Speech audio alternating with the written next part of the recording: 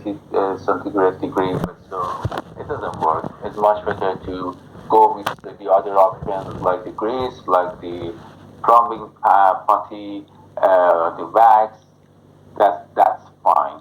But so if you are going to do the test at low temperature, let's say the low temperature we have here in Toronto, Canada, so especially in the winter time, which is really really cold. So the Vaseline is a better option because it's more solid and the more adhesive at the low temperature, and it's very easy to apply. You don't need to find the super magic and very expensive materials to fill this gap. But in a case, if you can find the best available materials like adhesive wax for sensor, which is promoted with some sensor suppliers, it's the best option. But so if you don't afford to pay that money for that type of the filling material, okay, no worry, you can use the other options. Low temperature, the Vaseline is a good option, and for high temperature, plumbing putty, is a better option to do the test. If you want the ACMD 5882 recommends the number of the test based on the pi diameter.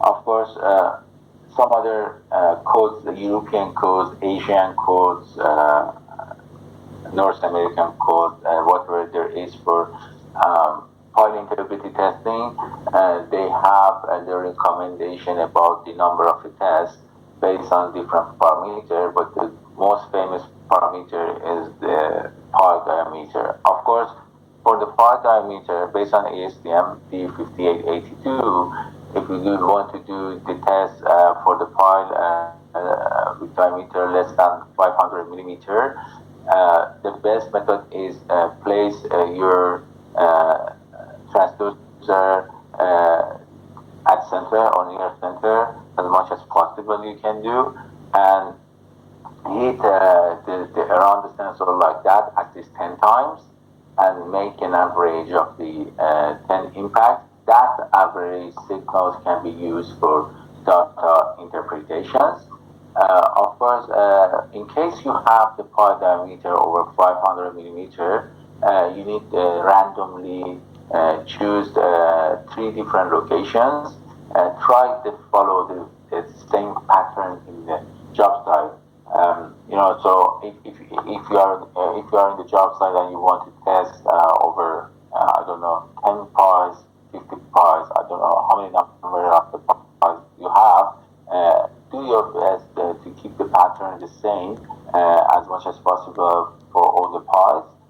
You need to choose randomly 3 different location over pie heads. Triangle is one of the configuration which is really good.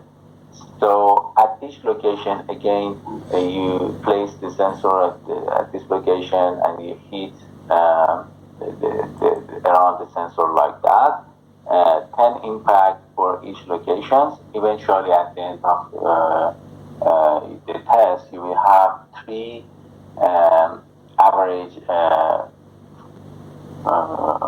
average reflectogram, average signals, and based on that 3 average signals, you can comment on the integrity of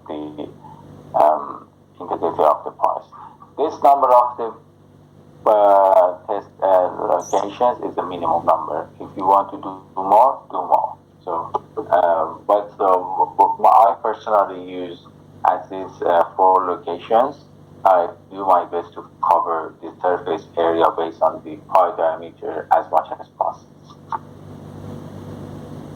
The other things is really important to know.